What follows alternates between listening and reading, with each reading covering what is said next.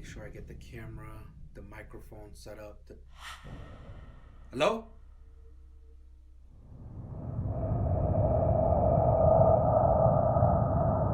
Hello?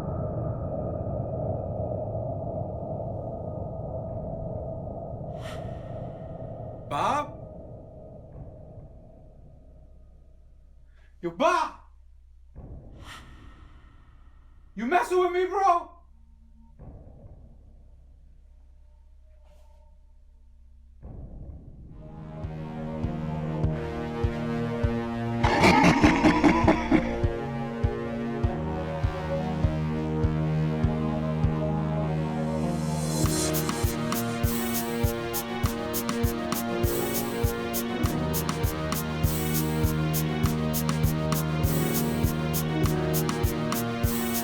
What's up, y'all? Thank you for subscribing and liking and hitting the notification little bell thing on my page.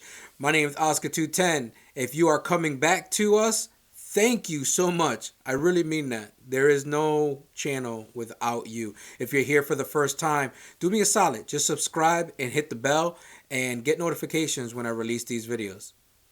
Thanks. I love scary movies. Like, a lot. They're my thing. Some people have roller coasters to get their thrills. I have scary movies, right? So when I go to an amusement park, someone's like, hey, do you want to get on that ride? I'm like, absolutely not, because if God wanted me to be a bird, he'd give me wings.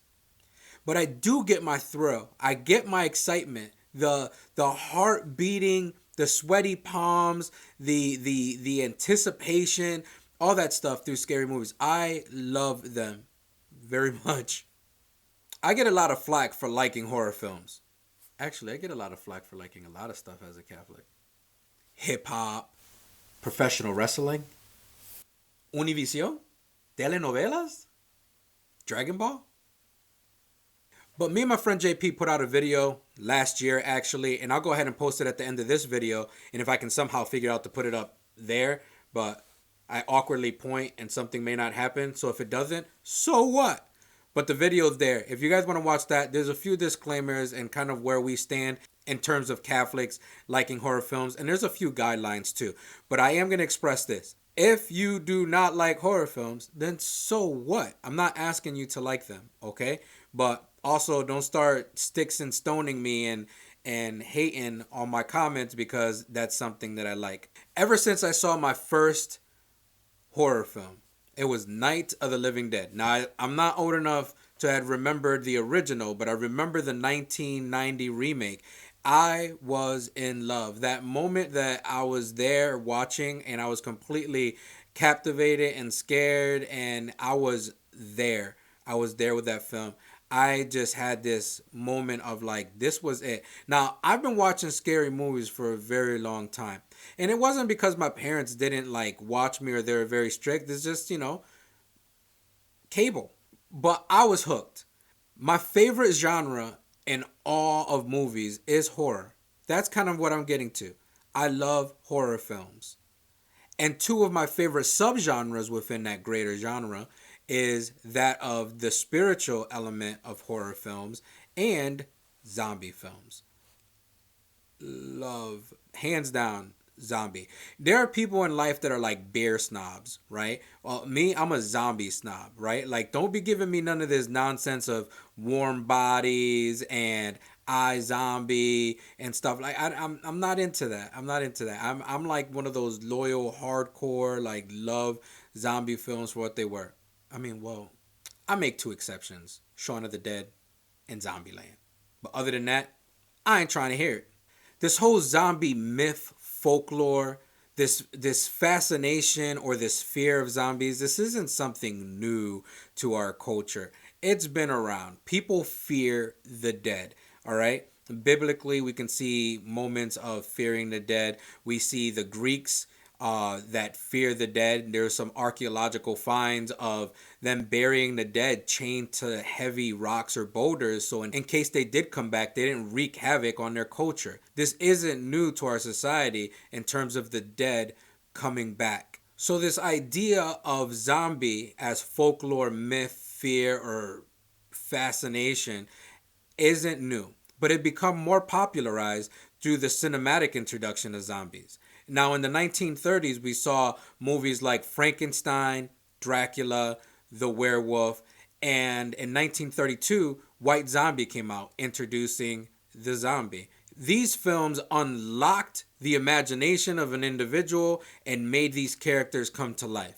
And folklore after folklore, myth after myth, even parenting techniques, individuals would be like, hey, if you don't go to bed, a zombie's going to eat you. And I was like, bring it. I got a plan. I got plans.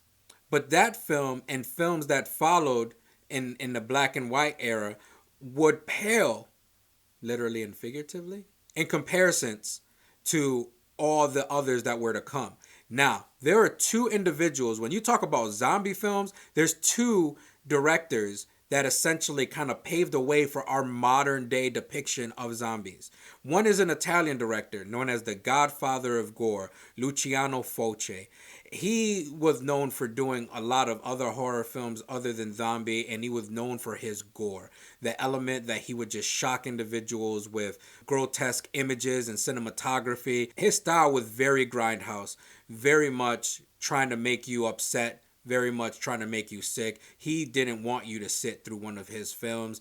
That was the mission. He kind of approached more the spiritual zombie, more that West African, Caribbean, Brazilian type, religious type zombie. But he attempted to do something later on, and we'll touch on that briefly. But the second director is that of George Romero, the father of modern day zombies. This individual released a movie out in the 60s called Night of the Living Dead, and it forever changed the way that zombie movies would be depicted. So much so, as I alluded to just a few seconds ago, Luciano Fulci, who's not known for his zombie films, went ahead and tried to make a sequel to Night of the Living Dead called Zombie 2 or City of the Dead. He added more of that gore element to it, but it just wasn't the same thing. However, if you speak of zombies, you're speaking of these two directors. George Romero didn't use the gore, although he introduced in the 90s a little bit more of a graphic depiction of what zombies do to individuals, but it wasn't all about that. In fact, his films were more about a social commentary about a specific time. So if you watch any of his films, you can go ahead and there's a lot of like social Easter eggs of sorts that you can find in it. He's really just making commentary on our modern day interactions with one another. I'll have one on Night of the Living Dead next month. But in the year 2000, we saw a resurgence of these zombie films. They were dormant for a while. I mean, George Romero paved the way for a lot of these. But in 2000, we saw them kind of take a rise. These directors took this depiction of the zombie and they ran with it. No, literally, they made the zombies run, which made them that much scarier. Now, I'm kind of the old school guy, right? My plans initially were for the walking slower zombies. They're slow, so therefore, let's just avoid them at all costs. However, in 2000, when they introduced the running, raging type zombie, man, I had to find a plan B, C, D, E, and F because we had no idea. But these directors absolutely rocked it when it came to recreating this zombie pop culture. Zack Snyder with Dawn of the Dead, the remake. Julio Fernandez from Spain with Wreck. Benjamin Rocha and Yannick Dahan with La Horde from France. Danny Boyle with 28 Days Later and 28 Weeks Later. The first time a sequel is better than the actual film. You can argue if you want, but it's true. Yeon Sang-ho, director of Train to Busan, and Mark Forrester, the director of World War Z. Now, when I first heard of World War Z and Max Brooks, I was skeptical. I'm a loyalist, and I didn't like Max Brooks because I thought that he thinks that he's the best.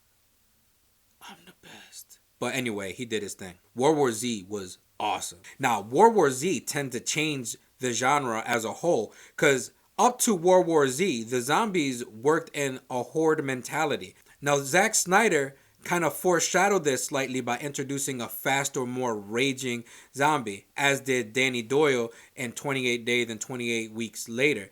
And a bunch of others started to follow suit with that faster zombie mentality. But the one thing that Max Brooks did in his book, which Forrester completely rocked, was not this idea of a horde, but an idea of a swarm. Now, a swarm of bees, if you see World War Z, you see that when they function like a swarm of bees. They're not only coming at you, but they're completely like trying to encompass and destroy everything in its path. So that made it that much more creepy. World War Z's plot was a former UN employee by the name of Jerry Lynn, played by Brad Pitt. And this individual was traveling throughout the world trying to find a way to stop this zombie pandemic. We follow him as he tries to clue these things together. But what we don't realize is that Jerry Lane has a lot of parallels to Jesus. But we'll touch on that slightly later. We're going to talk about a few scenes that I saw that were kind of relevant. The pharmacy scene. We saw two individuals being depicted in this scene, and I asked myself why. But then I come to realize that ultimately what was trying to be communicated is that when something happens, the world is going to respond one of two ways. When Jerry Lane, Brad Pitt, is trying to look for asthma medicine for his daughter, he comes across a pharmacy or jumps over the pharmacy that's currently being looted, and there's an individual with a gun. This individual with a gun looks like he's going to take shots at Brad Pitt or that he's going to rob Brad Pitt. But what ends up happening is this individual with a gun ends up grabbing the albuterol for his daughter and then suggesting something else and said, "This works wonders for my kid." You wouldn't expect it because the guy looked like he was a drug addict just trying to find more drugs. Simultaneously to that scene, there are some working class guys who are attempting to kidnap Brad Pitt's wife. Now, they're not explaining why they're trying to kidnap Brad Pitt's wife, but I'm assuming by the chaos that's going on, they're just acting very animalistic. Two different responses to chaos at the time. An individual who's looked at and you're assuming he's going to do something bad, and then individuals that you would think are just trying to provide that are actually doing something bad. Again, one of those social commentary things. The apartment scene. You see two different types of fathers. A father that's set in his ways and would rather protect his family by doing nothing. And a father who thinks that the best way to protect the family is to keep the family moving. The craziest part about this scene is at the very end where Brad Pitt's at the rooftop and about to jump onto a helicopter, the very last zombie that is jumping at him or running towards him is the father that he warned in the apartment that he should run. Now we get into a little bit more of the biblical stuff where I was like, wow, this kind of makes sense. The connection with Brad Pitt is that throughout the movie, he's patient, he's humble, he's very servant-like, he's extremely protective. I'm not saying that the director intended it. I'm not saying Max Brooks as the writer intended it, but it's very obvious if you're a Christian and you're following this film that there are some qualities between him and Jesus. Halfway through the film, they introduced another character where I saw the connection again. This character was an Israeli soldier by the name of Sagan. I think I said that. Did I say that right? Sagan. But their relationship was very much that of Mary Magdalene and Jesus. In the very last part of this movie, which is one of my favorite parts of the movie, Jerry Lane ends up at the WHO, the World Health Organization. This place is housing some pretty bad diseases. And there's a scene where he is crossing over. There's this bridge between the safety and death. He's crossing over this bridge. And he decides that he is going to infect himself with some of the baddest stuff out there. I don't remember exactly what the disease was, but he eventually takes this thing and he injects himself with it and essentially goes through this moment of dying of sorts. And then what ends up happening next is awesome. He comes face to face with death. This scene is super powerful because you get this moment of Brad Pitt staring at death and death just trying its best to intimidate, but it just doesn't see Brad Pitt. And Brad Pitt is not even touched or fazed by death at this point. And then to take that scene that much stronger, he ends up crossing over this bridge as death is running towards him because it's about to infect his friends. It's running towards him. All these zombies are running towards him and he's just cutting right through them. No care in the world, knowing that he can't be touched because of what he'd done. Now, for me, the obvious thing is that Jesus took on the sins of the world so that we can have life. And in this moment where Brad Pitt ends up taking on the sins or the death of this world, he looks at death and conquers it. The Catechism of the Catholic Church says this: the power of Satan is, nonetheless, not infinite. He is only a creature, powerful from the fact that he is pure spirit, but still a creature. He cannot prevent the building up of God's reign. God did not create death. Death entered the world through the fall of man with Adam and Eve. When death entered the world, everything that came with death came with it. I've learned through my life as a Catholic, he took on all of that so that you and I can essentially live life camouflaged from all the evil that's out there. So ultimately, when death looks at us, it can't even lay eyes on us because we belong to Jesus. Although the reality of death is out there and the reality of suffering is out there, we have a model of an individual who is completely human as we are human and how he conquered death. This movie was more than just a zombie movie. It brought to life the serious nastiness of what death is to the world. It brought to life what sin would look like. You and I, believe it or not, have been infected. I say this, and I say this metaphorically. Spiritually, we've been infected. We show all the signs of a zombie. We just move around recklessly. We don't care who we take down. We're completely disoriented. We just follow every other undead individual. We do this a lot. Movies like this bring about hope that we're not meant to be dead. The prophet Ezekiel is charged to go to the bones and breathe life into them. And these bones, when he breathes life into them, come back to life. Like you and I, as the walking dead, living our everyday life, just very much lethargically, very much routinely. We just do what we do because that's what humanity does. We sometimes forget that we have life breathed within us, that we are essentially better and greater than a zombie. So we ought to act like that. World War Z is one of those movies that kind of like ignited that for me. It gave me a visual of what I should not act like, how I shouldn't allow my spirit to be so infected by the rest of the world that I just become the walking swarm, the running swarm, the undead amongst the living. I don't want to be that. So for all intents and purposes, like, we ought to be like Brad Pitt.